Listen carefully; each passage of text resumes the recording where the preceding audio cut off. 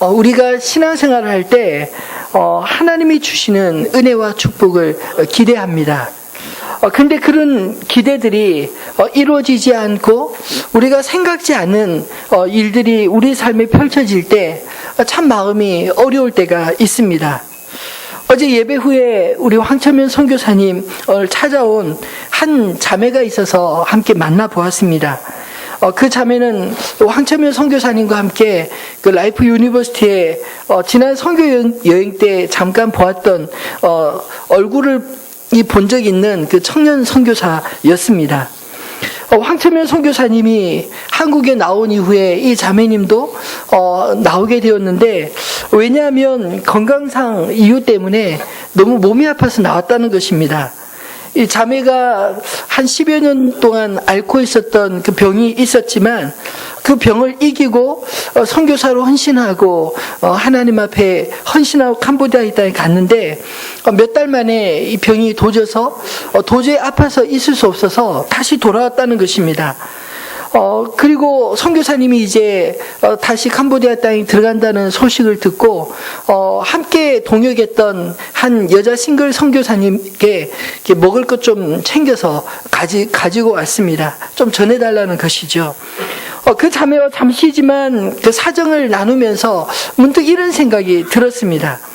우리가 기도하며 기대하는 일들이 내 안에 일어나지 않을 때 이 자매가 겪는 것 같은 그런 혼란함이 우리 가운데 있지 않을까 하는 생각이 들어서입니다. 지난 토요일 날 소명이라는 영화를 보았습니다. 1, 2, 3탄도 보았기 때문에 이번에 4탄이 나온다고 그래서 다행히 어제 설교도 없어서 가족들과 함께 보았습니다. 이번 소명에는 필리핀의 쓰레기 마을에서 가난한 자들이 이웃이 되어주고 집 없는 자들 집을 지어주면서 그들과 함께 살면서 목회했던 조태환 선교사님이라는 분의 삶에 대한 이야기인데, 이분이 10여 년 동안 그 필리핀에서 가난한 자들과 함께 동고동락하며 그들을 섬기며 살았는데 그 필리핀의 강도들에 의해서 총탄에 순교를 하신 것입니다. 3년 전에 순교를 하고 그 과정에서 그 사모님과 두 딸이 다시 그 선교사님의 뒤를 이어서 2달 만에 그 필리핀의 그 가난한 쓰레기 마을 교회 성도들과 함께 다시 일어서는 그런 장면을 영화로 다큐멘터리로 만든 영화입니다. 그 영화를 보면서 참 많은 생각을 갖게 됐습니다. 하나님의 일을 위해서 열심히 달려가는데 왜 하필이면 이렇게 총탄에 맞아 순교하실 수밖에 없는가 하는 생각입니다. 우리가 기대하는 결론은 해피엔딩으로 늘 끝나면 좋지 않겠습니까? 그럼에도 불구하고 저는 영화 보는 내내 선교사님은 순교를 하셨지만 그러나 그 사역이 사모님과 또 자녀들을 통해서 함께 이어져 가는 것. 예전에는 그 동네 사람들이 그냥 선교사님들의 베풀어주는 은혜에 대해서 그냥 받기만 했었는데 참 놀라운 것은 그 선교사님이 가시고 난 그 빈자리에 이제는 모든 그 성도들이 가난하다고 그냥 주저앉고 받아먹기만 하던 사람들이 이제는 스스로 팔을 걷어붙이고 그 선교사님이 하시던 그 집 지어주는 운동을 성도들의 집집마다 같이 해주기 시작하더라는 겁니다. 참 이해할 수는 없었지만 저는 영화 보는 내내 선교사는 가도 하나님의 역사는 그곳에서 계속 이루어지는구나. 목회자는 가도 또 주님의 일은 계속 이어지겠구나 하는 생각들이 들었습니다. 우리는 참 기대하는 일이 이루어지지 않을 때 참 이런 어려움들을 겪기도 하지만 그럼에도 불구하고 신앙의 본질이 단지 축복과 평안에만 있는 것이 아니라 더 중요한 어떤 본질이 더 있지 않나 하는 것을 저는 생각하게 되었고 오늘 본문에서 또한 깨닫게 되었습니다. 오늘 우리가 읽은 이 본문의 말씀은 다른 복음서와는 달리 베드로가 예수님을 3번 부인하는 그 장면 중간에 예수님께서 가야바 법정에서 신문을 당하시는 그런 장면이 삽입되어 있습니다. 아마도 사도 요한은 대제사장에게 신문 당하시는 예수님과 본문에 등장하는 다른 사람들과 분명하게 드러나는 어떤 차이점을 오늘 본문에서 끄집어내어 말씀하고자 한 것이 아닌가 하는 생각이 들었습니다. 이 말씀을 읽다 보면 예수님과 비교되는 두 그룹을 만날 수 있습니다. 한 그룹은 가야바, 안나스로 대표되는 종교 지도자의 그룹이고, 또 한 그룹은 예수님의 제자들, 베드로와 그리고 오늘 이름이 기록되지 않는 한 제자, 예수님을 그 대제사장의 집에 들어올 수 있도록 안내해 준 그 제자에 대한 이야기입니다. 그들은 참 비겁했습니다.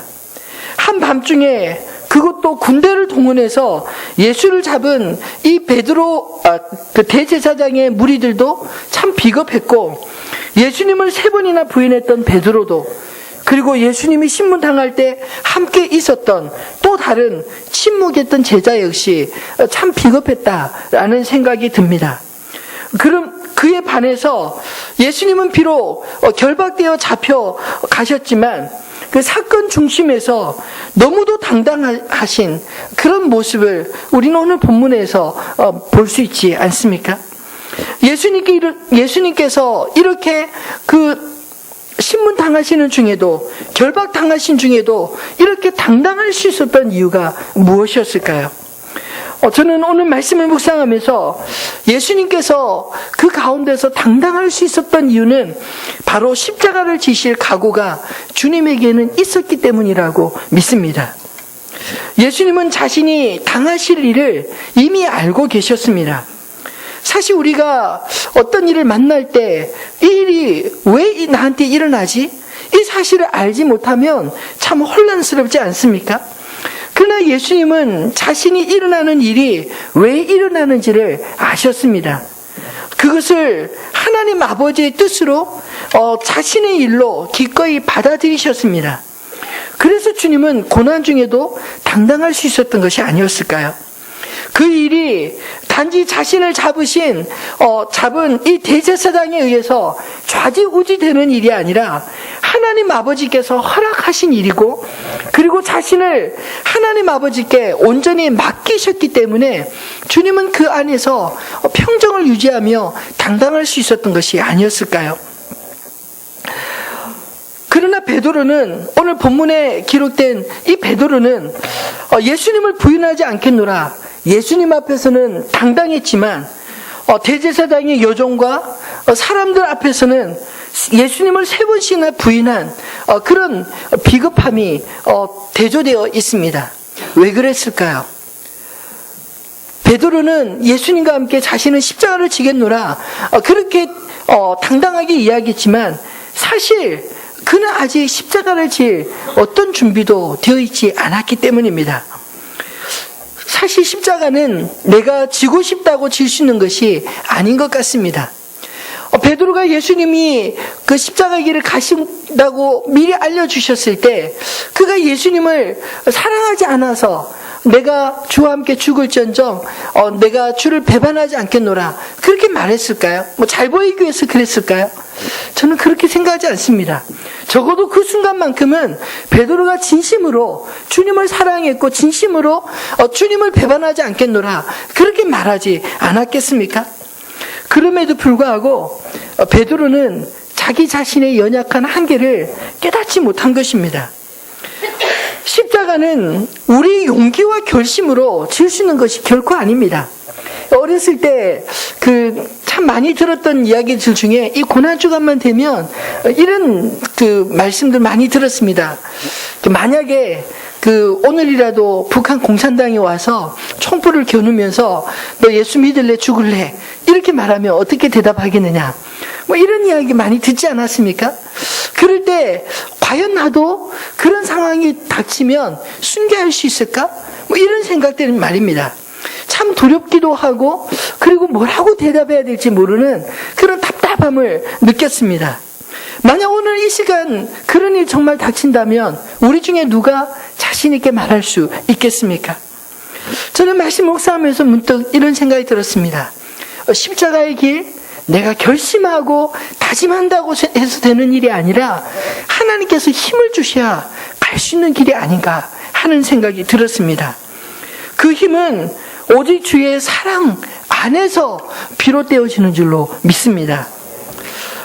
요한복음 15장부터 17장까지 오늘 본문 이 18장 이전에 말씀을 보면 포도나무의 비유와 그리고 성령님에 대한 약속, 그리고 예수님의 마지막 그 겟세마네 동산에서의 기도가, 간절한 기도가 소개되어 있습니다.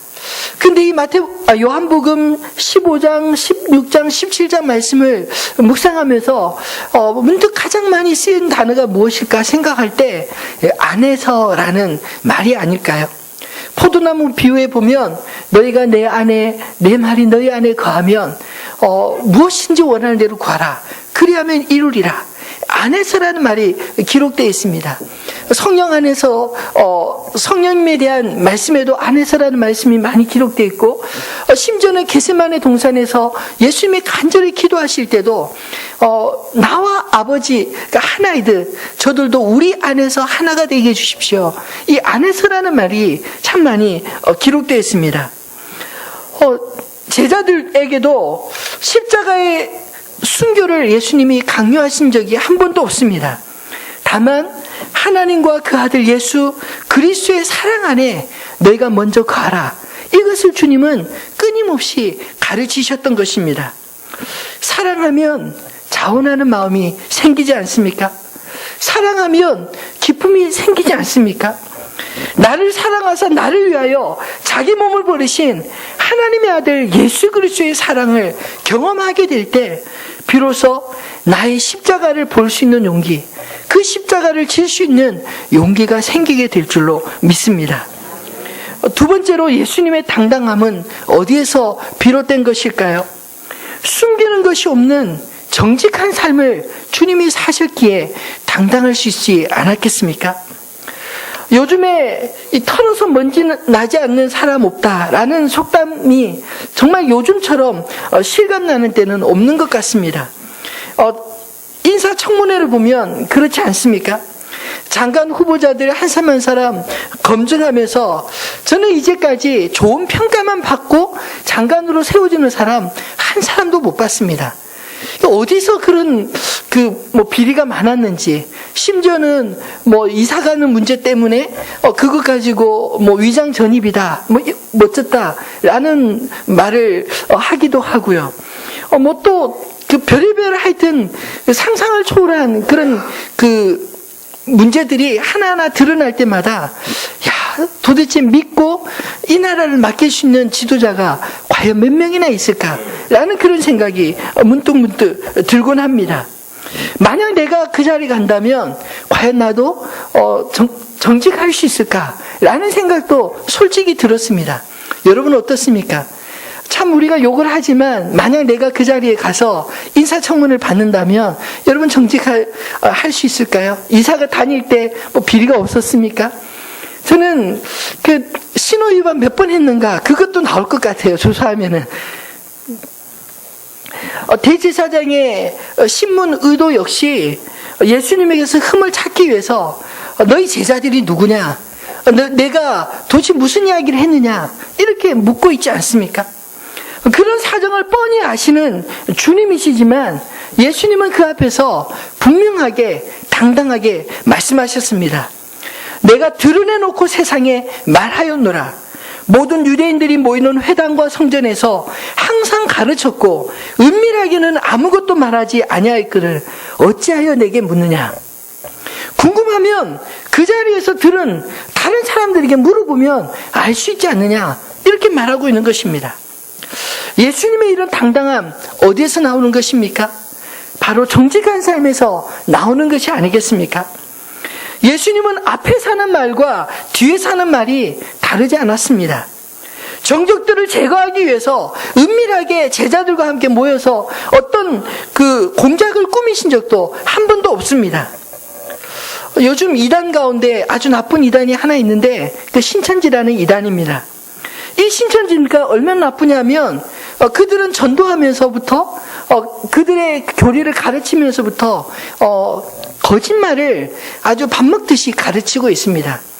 성경부하는 거, 우리하고 성경부하는 거 아무에게도 말하지 마십시오. 이렇게 이야기를 하고요. 그들 자신의 정체를 숨기기 위해서 자기들이 그냥 믿을 만한 좋은 교회 다니는 것처럼 그렇게 이야기하면서 다가옵니다. 그리고 완전히 이제 자기들이 사람이 됐다 싶고 자기들이 이제 제자가 됐다고 싶으면 이제는 기성교회에 거짓말하고 들어가서 섬기려고 합니다. 그리고는 그 기성교회를 혼란스럽게 만들고 산넘기기 작전이라고 그 교회를 그냥 그 신천지로 접수하라, 뭐 이런 식으로 가르치는 것입니다. 여러분, 목적이 선하면 그들이 말하는 것처럼 정말 목적이 선하면 방법도 거짓말 동원해도 괜찮은 것입니까? 그렇지 않지 않습니까? 적어도 참 복음이라고 할 것 같으면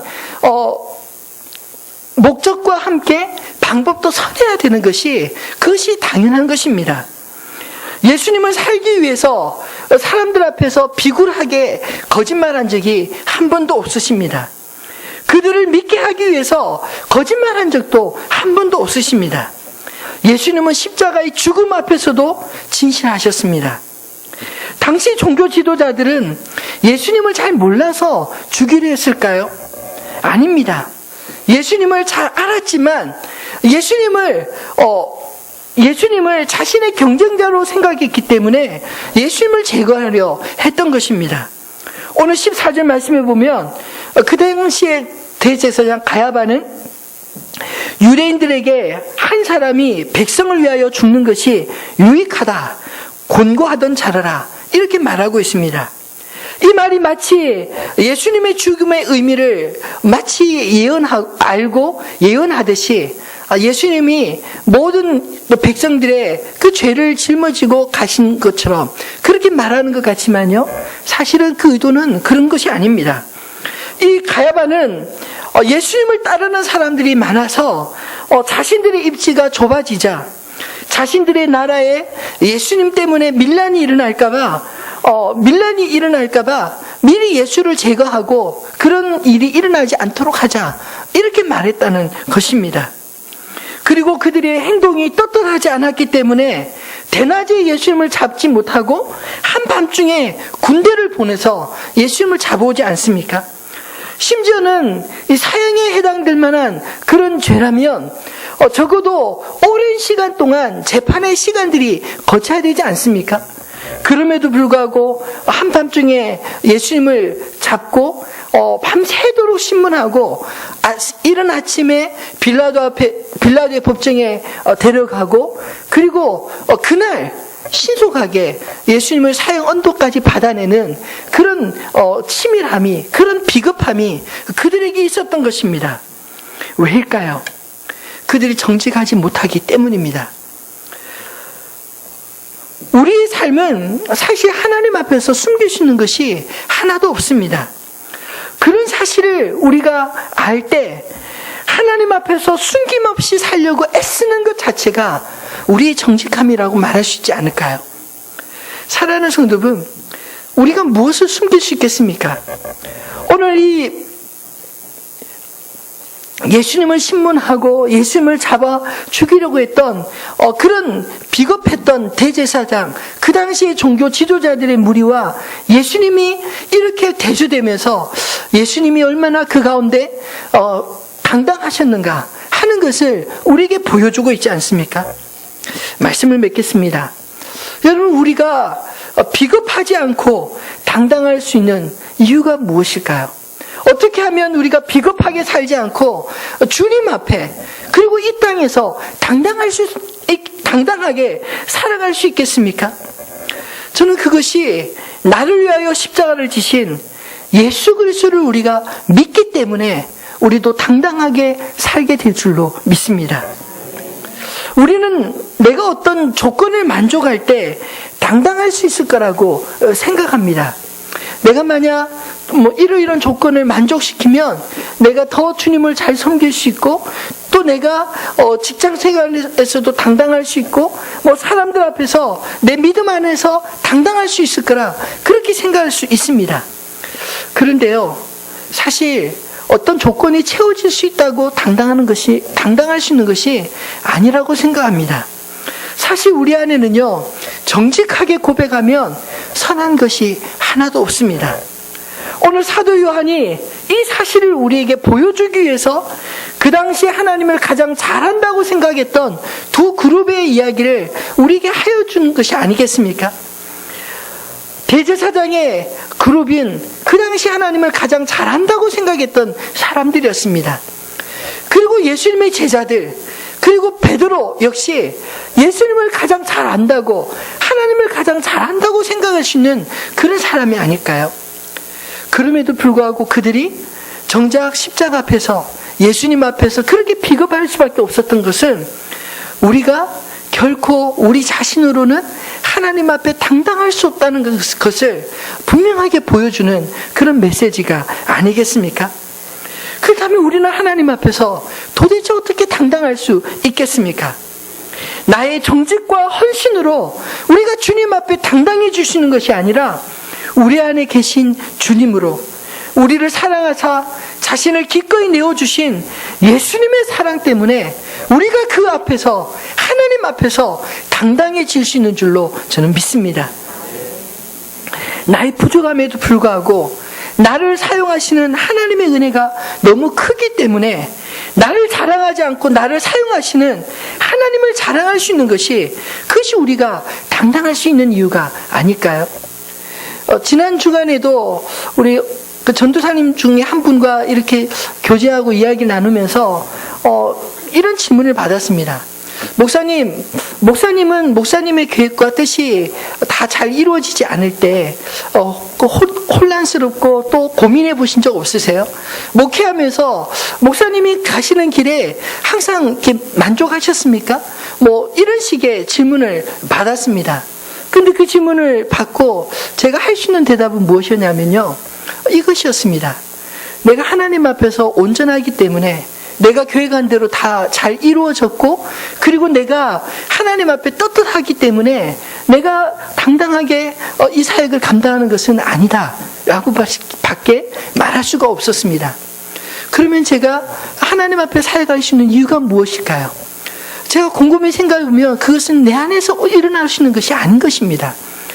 이렇게 부족함에도 불구하고, 하나님 앞에 늘 보잘것없음에도 불구하고 이런 나를 믿어주시는 하나님 앞에 저는 당당할 수밖에 없는 것입니다. 이렇게 하나님이 써주시는 은혜를 경험하기 때문에 하나님 앞에 주신 소명을 감당할 수 있다고 밖에 말할 수밖에 없었습니다. 여러분, 이것이 우리 믿음의 사람들의 진정한 고백이 아니겠습니까? 여러분은 하나님 앞에 다른 사람과 비교하지 마십시오. 다른 사람과 비교하면요, 저는 그래도 이 사람보다는 조금 더 낫습니다, 이렇게 말할 수 있는 사람 참 많이 있을지 몰라요. 다른 동료의 그룹에서 저는 이 목사님보다 좀 낫습니다, 이 집사님보다, 이 장로님보다, 권사님보다 좀 낫습니다, 이렇게 말할 수 있을지 모르겠습니다. 그러나 정말 우리가 하나님 앞에서도 그렇게 고백할 수 있겠습니까? 하나님 앞에서도 우리가 당당할 수 있겠습니까? 저는 결코 하나님 앞에서 당당할 수 있는 사람 하나도 없다고 생각합니다.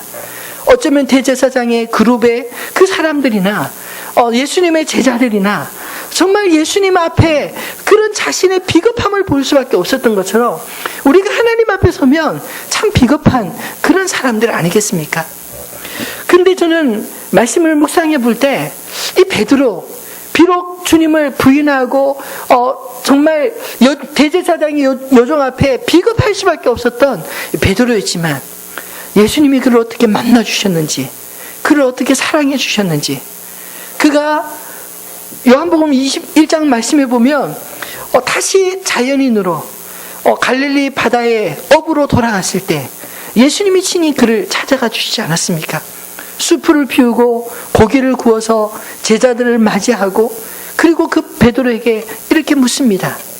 요한의 아들 시몬아, 내가 이 사람들보다 나를 더 사랑하느냐? 그리고 그가 잊고 싶었던 그 사명에 대해서 다시금 이렇게 세웁니다. 내 어린 양을 먹이라. 내 양을 치라. 내 양을 먹이라. 베드로를 회복해 주신 그 주님의 은혜를 여러분 우리도 우리의 삶 가운데서 순간순간 맛보아 경험하고 알고 있지 않습니까? 나 같은 연약한 자를 하나님이 불러 세우시고 이끌어 주시고 지금까지 인도해 주시는 건 은혜를 생각할 때 하나님만 자랑할 수밖에 없는 것이 그것이 우리의 당당함이 아니겠습니까? 여러분 우리 자신을 자랑하려고 하면 우리는 비겁해질 수밖에 없습니다. 나 자신을 드러내려고 하면 내 안에 연약함을 숨기기에 급급한 그런 비겁한 사람이 될 수밖에 없습니다. 그러나 사도 바울은 자신의 연약함을 하나님 안에 철저히 경험했기 때문에 나는 하나님 앞에서 나의 연약함을 자랑할 수밖에 없는 자다 이렇게 고백합니다. 내가 자랑할 것은 나의 약한 것밖에 없다 이렇게 말합니다. 그러나 그가 자랑하는 것은 오직 예수 그리스도, 나를 사랑하사 나를 끝까지 믿어주신 나 같은 죄인 중의 괴수를 하나님의 종으로 삼아주신 그 하나님의 사랑밖에 나는 자랑할 것이 없다. 그러므로 그는 어디를 가든지 당당하게 이 복음을 전할 수 있었던 사람이었던 것입니다. 오늘 저는 저와 여러분이 주님 앞에서 당당하게 살아갈 수 있는, 비겁하게 살지 않고 우리가 어느 곳에 처하든지 어떤 상황 가운데 있든지 우리가 당당할 수 있는 것은 우리 자신의 자랑이 아니라 우리를 사랑하신 그 하나님의 사랑, 그 하나님의 사랑의 증인이 되는 것, 그 안에서 우리가 당당해질 수 있는 줄로 믿습니다. 비록 세상 사람들은 손가락질할지 몰라도요, 우리는 하나님의 사랑을 맛본 자들입니다. 그 사랑 안에 거하는 자들입니다. 그러므로 우리가 그 사랑만 자랑하며 우리가 하나님 앞에서도 주님 앞에 담대하게 나아갈 뿐만 아니라 이 땅에서도 그 사랑을 믿기에 우리가 당당하게 살아갈 수 있는 저와 여러분이 되어지기를 주님의 이름으로 축원합니다.